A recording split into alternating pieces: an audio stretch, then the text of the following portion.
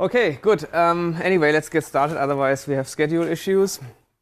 So, TTCN3. This is a generic introduction into TTCN3 and Eclipse Titan, which is hard to do in 30 minutes, but still I'll try my best.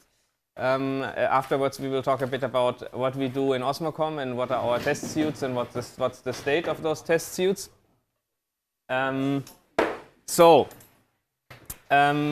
Why are we doing protocol testing? Well, of course, we're doing this because we want to ensure conformance to some specification. We want to ensure interoperability with other equipment. We want to test for security-related aspects. We want to test for regressions. And last but not least, also for performance of implementations. And there's no standard methodology, at least not that I'm aware of, or language or approach or tool. You can, of course, if it's a symmetric protocol, you can test the protocol against itself. Like, let's say, with TCP, it's easy to test TCP against itself. Not so much for a lot of the telecom protocols, which are asymmetric. The problem is, of course, you don't see a lot of the problems because you, let's say, you interpret your NDNS wrong in your implementation and it still works against your own, but it doesn't work and interoperate with anyone else. Testing against Wireshark is also not a good idea because Wireshark more often than not is buggy, particularly when it comes to the kind of protocols that we deal with. If you think, it's correct because Wireshark decoded it or shows it correctly, always verify that this is actually true. Otherwise, you can spend hours or days in believing that something is correct, but maybe it isn't.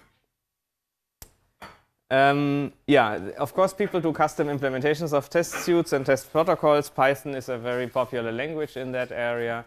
Scapy, for example, is a tool that's used quite a bit, originally from like security testing, fuzzing kind of background, but you can implement basically any kind of protocol and protocol stack and that. Also, I think Erlang is a nice fit because you have a good binary encoder decoder and a nice syntax how to describe binary protocols in there. Then there are tools like Packetdrill. I'm not sure who has heard of Packetdrill ever here. Nobody? It's, I think, originally developed by Google, and it's used a lot to test Linux kernel. And it works in a way that you can basically, there's a specific output of TCP dump, so it's very much TCP IP oriented, of course, but there's a specific output format of TCP dump, and basically you can specify scripts of packets in the same syntax. So you can literally copy and paste some parts from a specific Wireshark TCP dump output, and you can then save that in ASCII form, and it will basically regenerate flows based on this description. But it's TCP IP, so not very much oriented to other protocols like the ones that we are dealing with.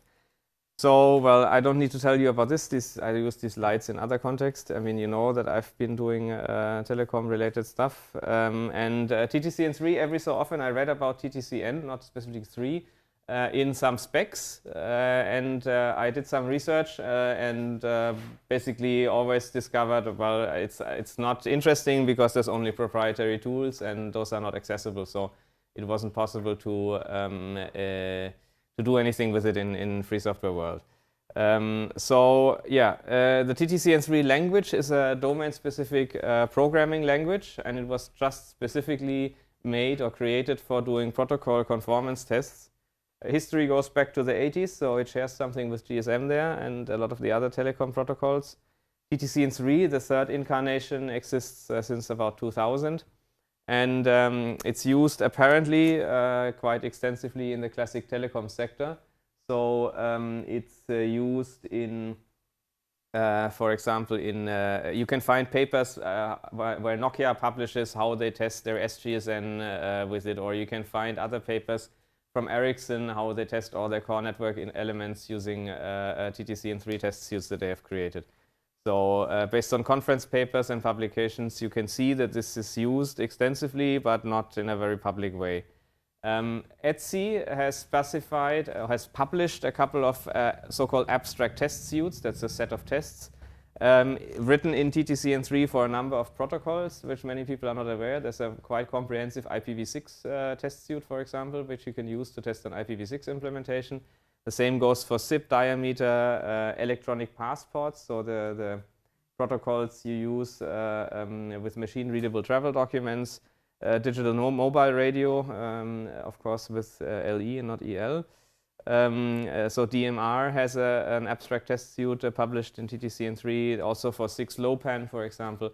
So there are many, as you can see, in different areas, not just telecom. Electronic passports are clearly not a telecom protocol.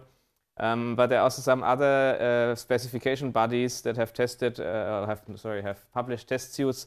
So there's some AUTOSAR stuff, some MOST, MQ, this automotive sector, or MQTT and COAP and so on.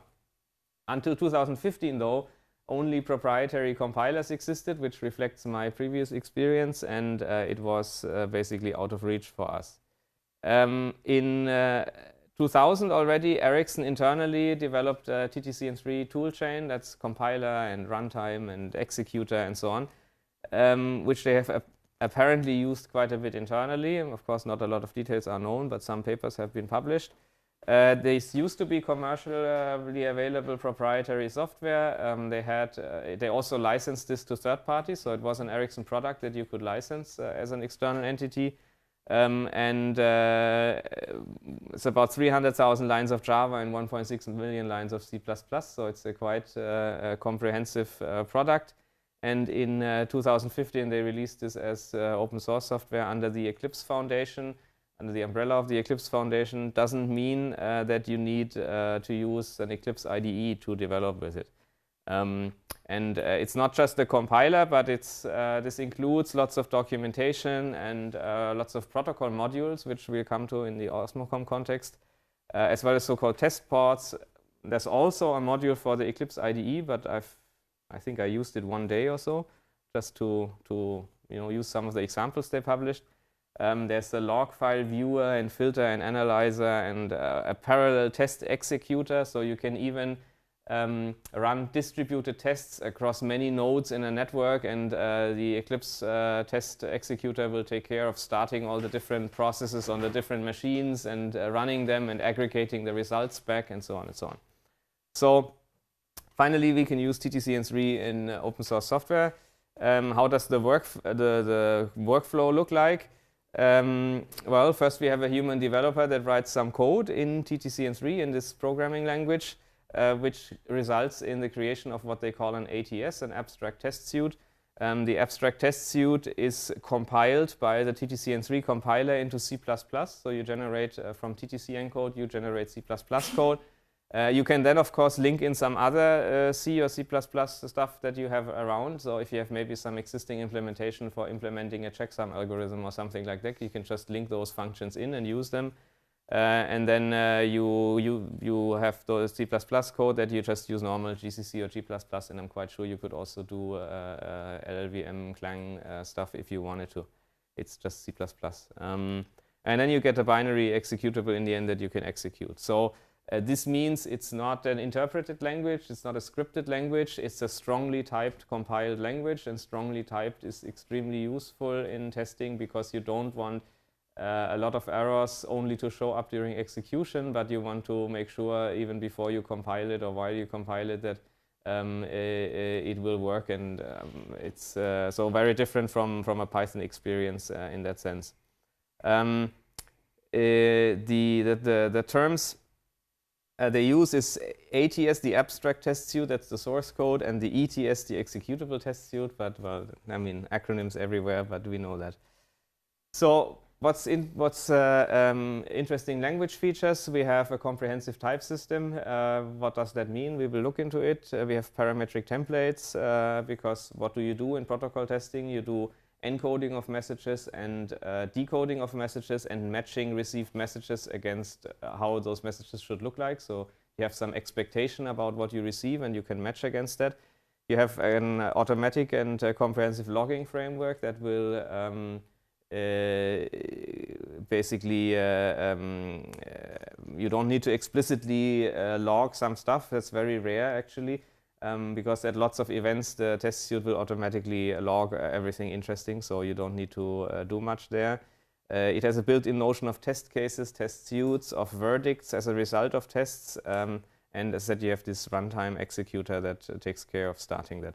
So what kind of types do we have? Of course, the usual suspects, such as integer, float, boolean, with an A, of course. We have then some more interesting types, such as bit strings, octet strings, hex strings, character strings, universal character strings. From those elementary types, we then can build constructed types or structured types, such as a record or a set. A record is like a C struct, basically. A set is any arbitrary order, so you can permutate the order of the elements and they will still be equal. You have a record of, which is an array, and a set of is again, the same for the set.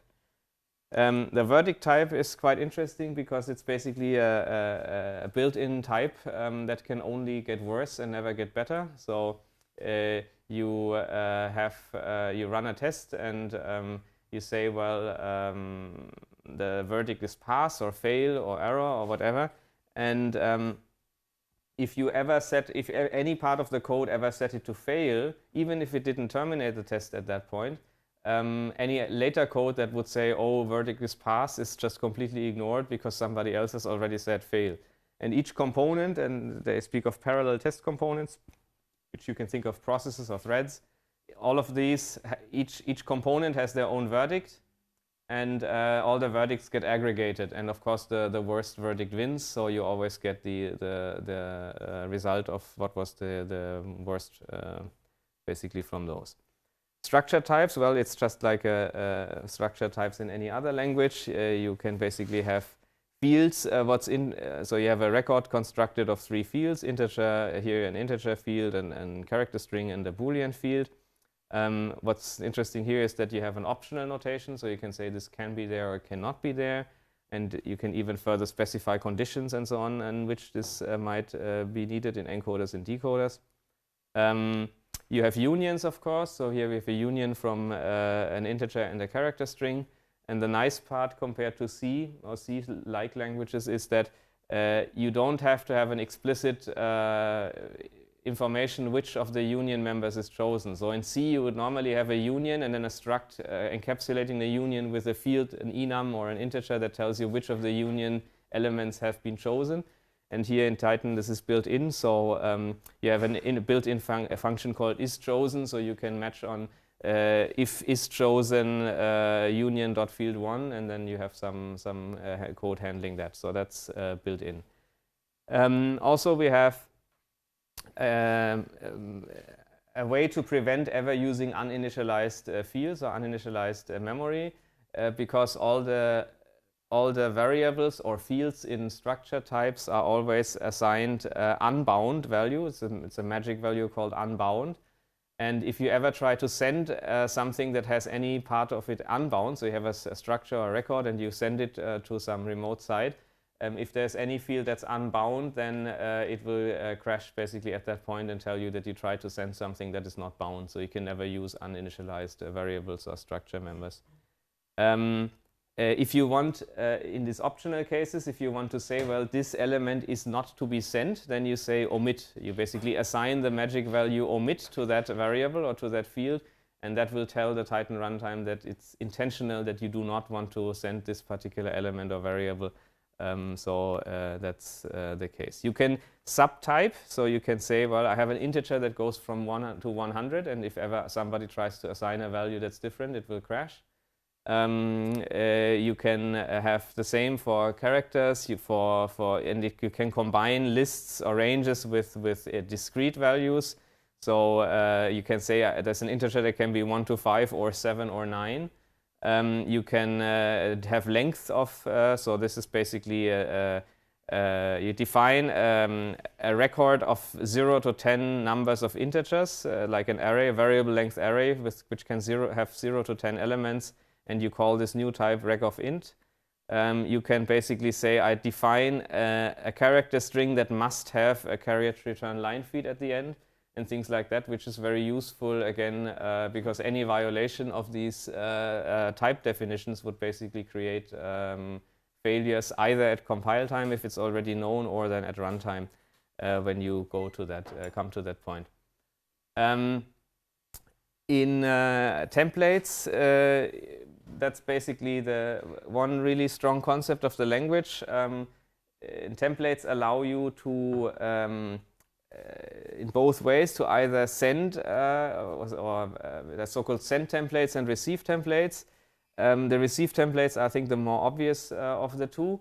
So sending a message, typically it's quite easy. You know all the field values that you put in, but when you receive messages, then it's, you know, sometimes some fields are wildcarded because the remote end that sends you the packet is choosing some transaction identifier or some other value that you don't, as the test case, you don't know which exact value will be chosen, but some other fields you know. So let's say in TCP or whatever, you would, well, you know what kind of TCP flags you expect from a packet, but you don't know what's the timestamp of the packet. Maybe for the timestamp you only know a range, or you have a wildcard or something. And using those templates, you can basically define such rules on what exactly, how a packet should look like, and then you have a match operation, and you say, if this packet matches the template, then do that or whatever. You can furthermore extend the templates by arguments, so-called parametric templates. So we can say here, for example, we have a TR is just a convention for a receive template, so template receive, that's a complete convention only. So we can say, well, it has to be A, B, or C, and then you can match any character string against that, and it will only match in that case. You can have something like, oh, a value that's near pi, but not exactly. Or something that would fit in 1 byte because it's 0 to 255 as an integer, or you can have like positive integers, negative integers, with or without 0, or whatever you may want. And here again you have something like, you say, 0 to 127 or 200 or 255, and you can do that, of course, also with much more complex types. For binary matching or for bit matching, we have the bit string. Bit strings can have any arbitrary number of bits, so you can have a 3-bit long bit string or something like that. Doesn't have to be octet aligned. And you can say, well, I want to match on something that starts with a known pattern, but the last 2 bits are, we don't care. And you can express this like that. Or you can say with character strings, you can use some matching, even regular expressions at that point. So and then you have some more interesting capabilities where you can match on permutations of something, or a subset or a superset of things, or you can have conditions in there and so on, which I'm not covering here in this simple example. So how does a parametric template look like? Let's assume we have this record again. We had this before on a slide. We have 3 fields, integer, character string, and Boolean in a record. And now we define a template. We say the template relates to the myMessage type, which we have defined up here. And we call it template. And we have a Boolean parameter that we put in here. This is the parametric part of the template. And we say field 1, it must be present, but can have any value. That's question marks, a bit like DOS. No, DOS was single character. Anyway, but that's question mark. And asterisk would be, can it be not present or present and have any value. And field 2 can be B, O, or Q. And field 3 must be the parameter that I pass here into the parametric template. So, and you can, of course, from that simple example, you can create quite complex constructs. And you use this either by explicitly calling the match function that I expressed, but also we will see soon there's a concept of so-called test ports, and you can send and receive on such test ports. And a receive statement, you can directly give a template. So the receive statement would ever only return if what it has received matches the template that you have provided. So the explicit call to the match function you almost never need. Yeah, I think 95 to 99% of the cases you don't need it. So yeah, you can have hierarchical templates. So you can say, well, I have a template that matches any message type here, and then I can say, well, I have a template for message type 23 that modifies the other template, and it inherits all the fields that you have specified here, but you can override some fields in your specific template. So you can start from a very generic one, and you can create more specific templates that you can then use in matching. Now, the next part is, of course, how do we encode and decode data, because all the protocols have whatever kind of encoding, decoding. Some of them are in ASN1, some of them are just human-readable specified, maybe they're ASCII-based, they're text-based, or they're binary protocols. But TTCN3 specifies how you can import some formal schema definitions. So if you have an ASN1 protocol, it's very easy. You can just, the TTCN3 compiler can just compile the ASN1 files, and we generate C++ for that. So you don't even need to do anything. It's just you have your TTCN3 files and your ASN files, and you throw them at the compiler, and it will generate code for it. Nothing to worry about. For other formats, such or like formal descriptions, such as XML schema definition or JSON schema definitions, also is the same. You can import it rather easily. But for all the other protocols, like the legacy GSM stuff that we deal with, which are all not specified in a formal syntax, there is the raw codec that you can use for binary protocols, and the text codec that's for text-based protocols. Those two are Titan-specific extensions of TTCN3. You will not be able to use them with other tools, but since there are no other open source tools, we are not really worried about that.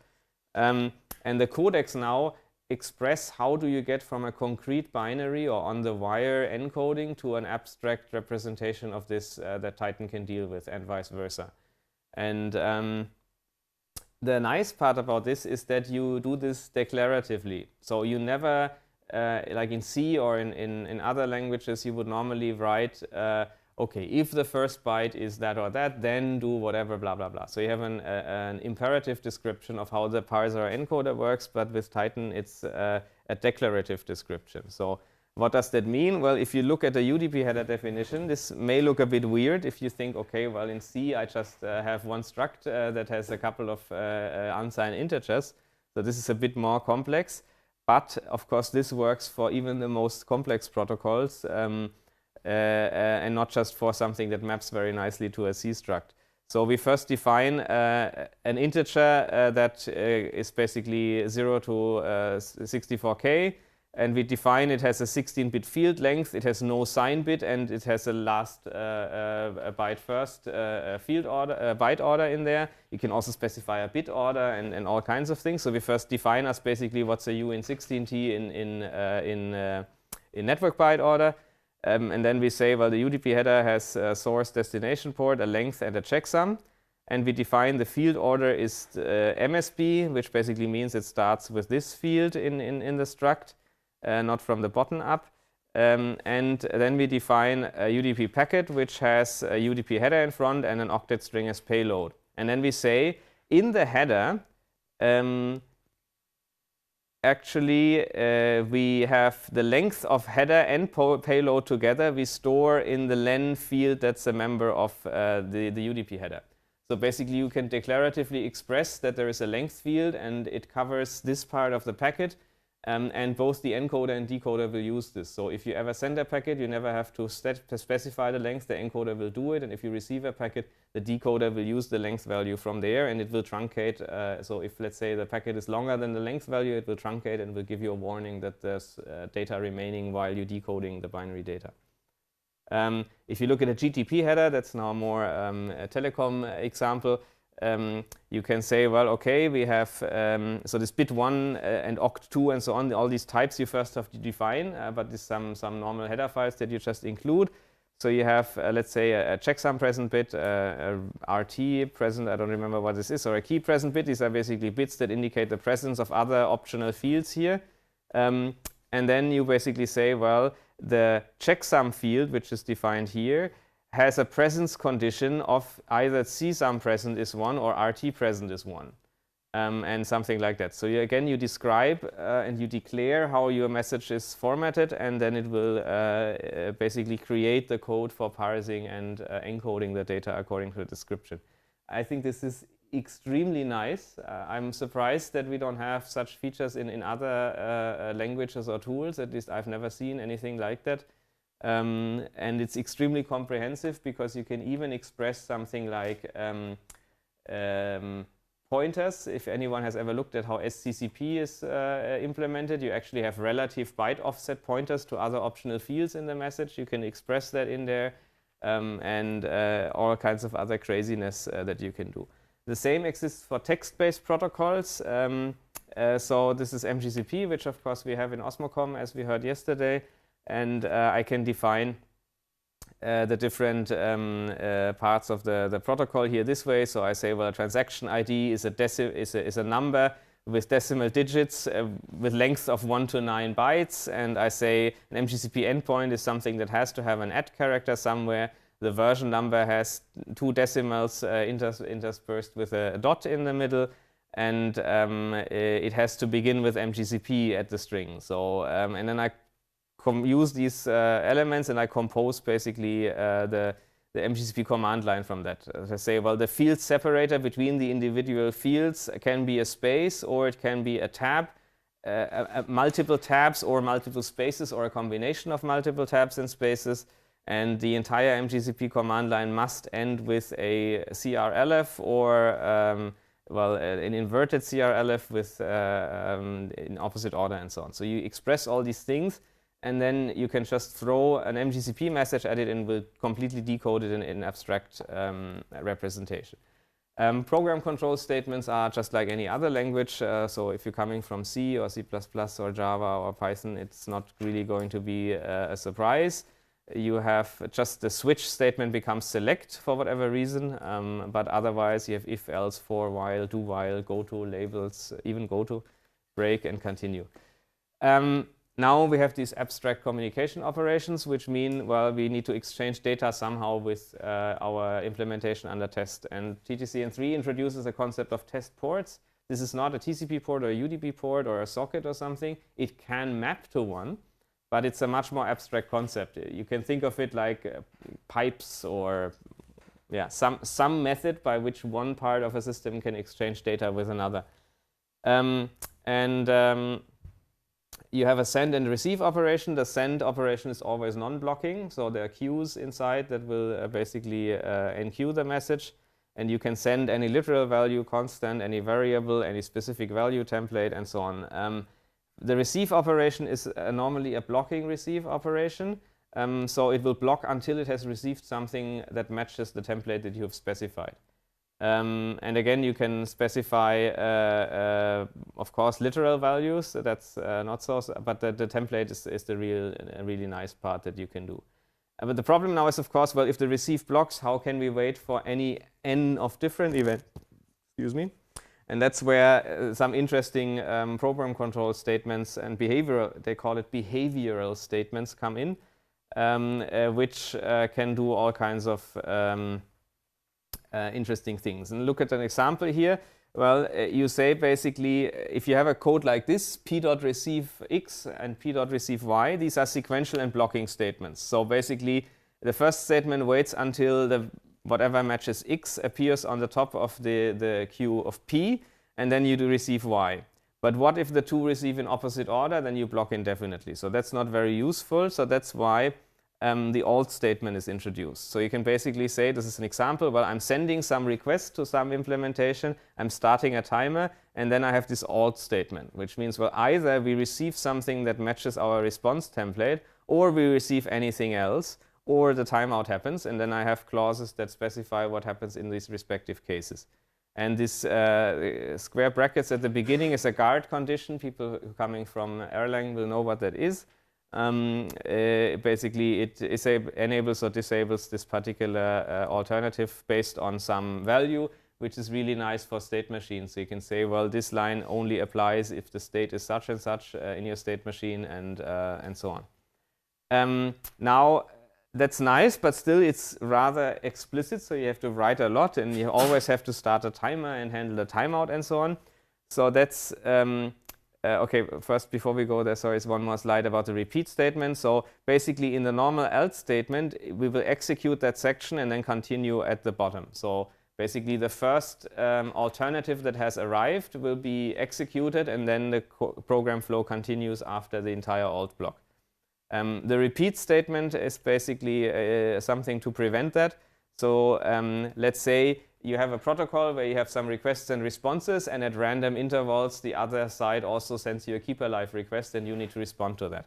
So we send a request, we start the timer, we want to receive a certain response.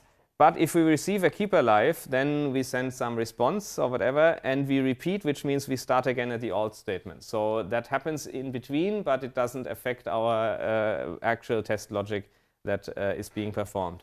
So you can use repeat for that.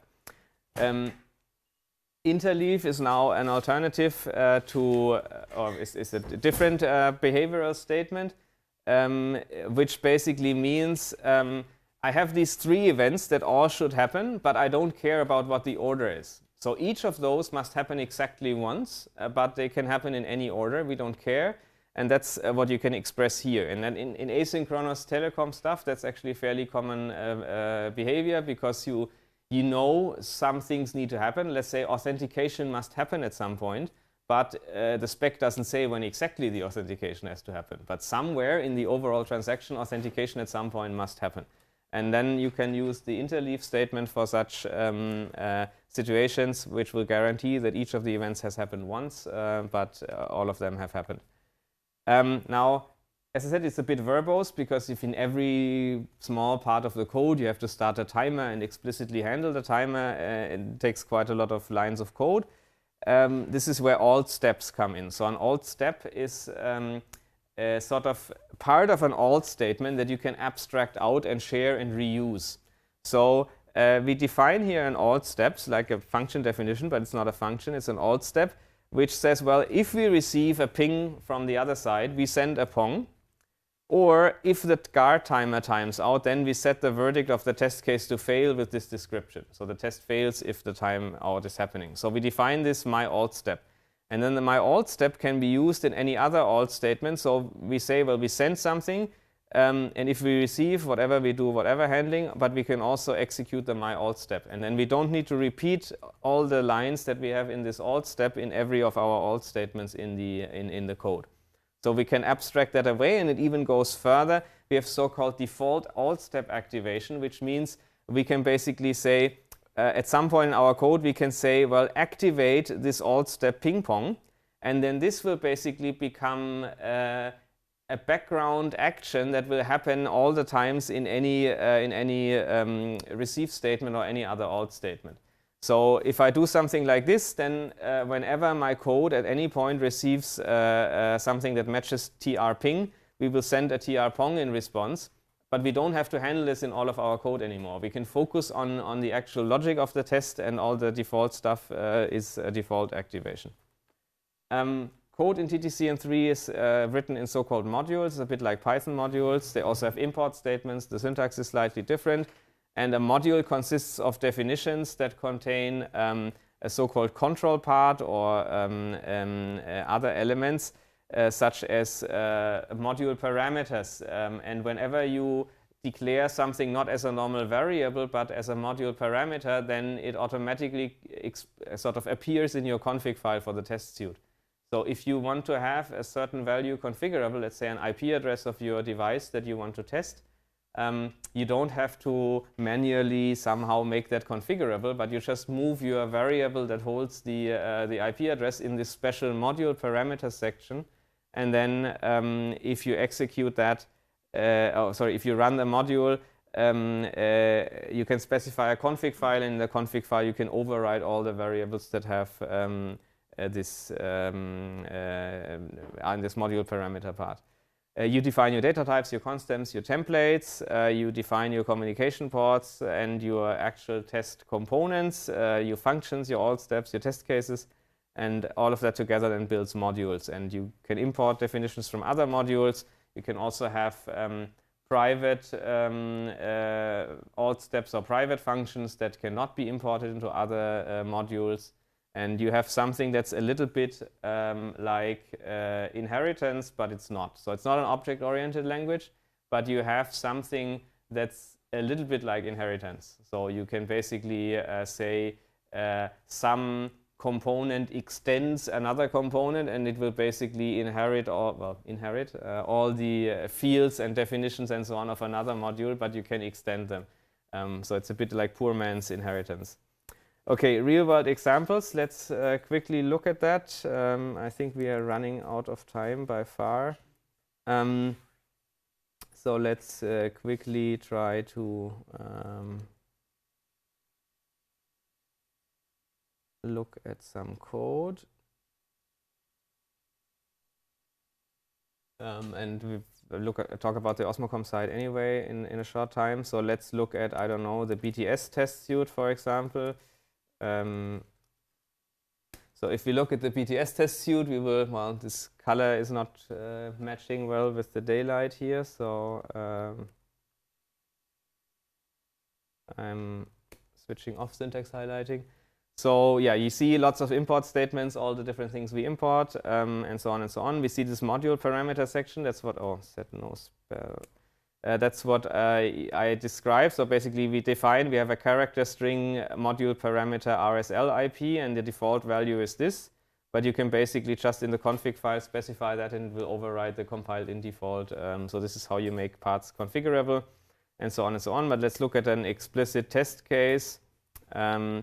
So here we have a function that tests unit data indication, and we basically have some helper functions that tune the layer 1 control. In this case, we clear the RSL receive queue, we transmit some labdm frame, and then we have an alt statement which says, well, if we receive on the RSL side something that matches the RSL receive unit data indication template, with those specific parameters, such as channel number, link identifier, and layer 3 message, then we set the verdict to pass, because that's actually what we were testing for. So this test is basically, we have Osmo BTS in the middle, and we attach to the RSL side of Osmo BTS, and we attach to the layer 1 side of Osmo BTS by means of using TRXCon fake TRX on the other side. So we basically can behave like a phone towards the BTS, and we can behave like a BSC towards the BTS. And we send something on the UM side, and we expect this to be translated to an ABIS RSL message on the ABIS side.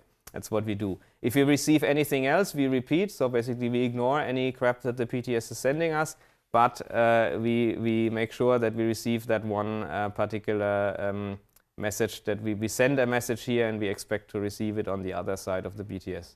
And then we call some helper functions to deactivate at the end, and that's it. So that's sort of how test cases look like. I don't want to spend more time here right now because we have schedule. Yeah.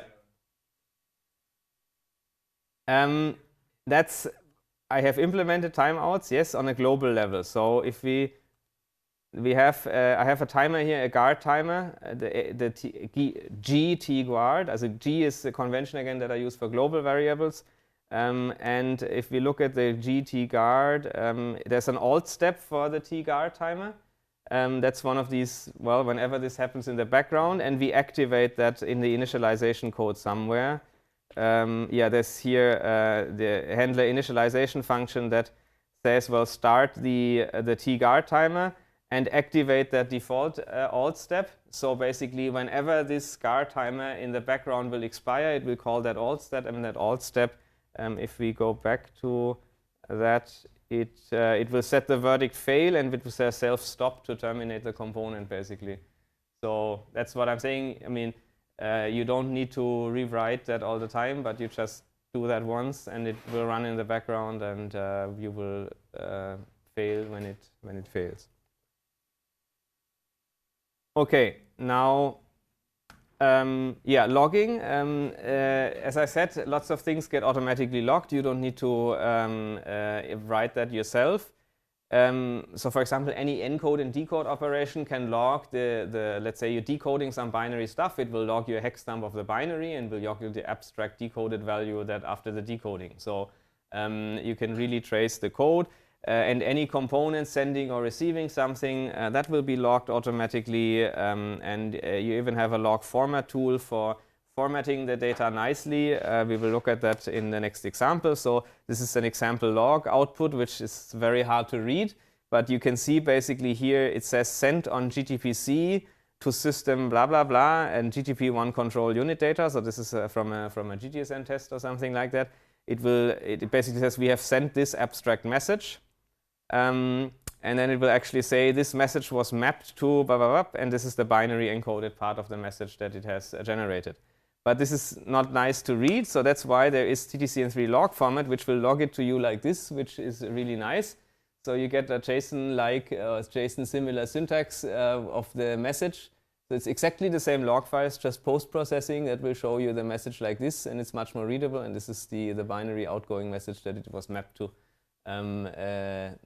So that's what the log formatter is doing to make it more human readable. Now, and then the next interesting thing is that we have all the existing protocol encoders. So this is a list of, I'm not sure if it's complete, but it's what I could find, all the protocol encoding and decoding. And you see lots of telecom-related stuff here. So BSSAP Plus is actually the GS interface. BSSGP is NS interface. This is A interface. We have GTP as used in SGS and GTSN. We have ISAP for call control. We have LLC, that's GPRS LLC. We have all the SIGTRAN stuff, M2PA, M2UA, and so on and so on. M3UA, of course. We even have stuff like SMTP, MIME, Google Protocol Buffers, Frame Relay, RTP, SRTP, IPsec, whatever you think of. Even SMPP is there. So these are just the encoders and decoders that will basically translate the binary to the abstract encoding and decoding. Then we also have protocol emulation modules, many more, but those three are particularly used in the Osmocom context. So M3UA, SCCP, and SUA. And then we have test ports, which you can use, for example, a telnet test port that I always use for VTY. So all of our test cases, they connect to the VTY interface of the program that we run. And then I have some helper functions to basically say, well, go to the configure node and change the time slot configuration or something like that. So from my test case, yeah.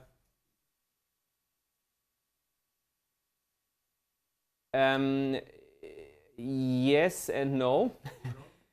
No, so so S1AP is defined in ASN1, so it can compile that, yes, but it only supports basic encoding rule. Yes, yes. Yes, it's possible, but just for the S1AP. S1AP, I think, is a packed encoding rule, but Titan only supports BER, basic encoding rules. But what you do is basically you use Titan to generate the BER, and then you use some like ASN1C code to decode BER and re-encode as PER. But it's not, it's ugly, but it's very simple to do because you don't need to write the code for that. Right? You have one function call for decode the BER, another function call to encode the PER. I mean, and for most test cases, you're not so worried about the performance loss at that point. So it can be done.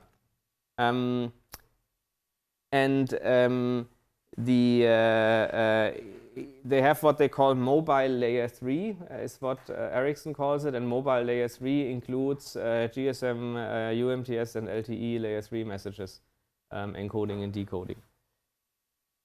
Yeah, okay, further reading. So if you want to read some more stuff, I really recommend this tutorial. It has only how many slides? So it's only 250 slides, but it's an excellent tutorial. I can strongly recommend it. And it's even, I asked, and they have now released it under a, I think even under Eclipse public license. I think it's the first presentation slide that I see under this license. But anyway, it's under license now that we can reuse it. So the next tutorial or whatever I give, I can reuse all the diagrams that they have in there. Okay, good.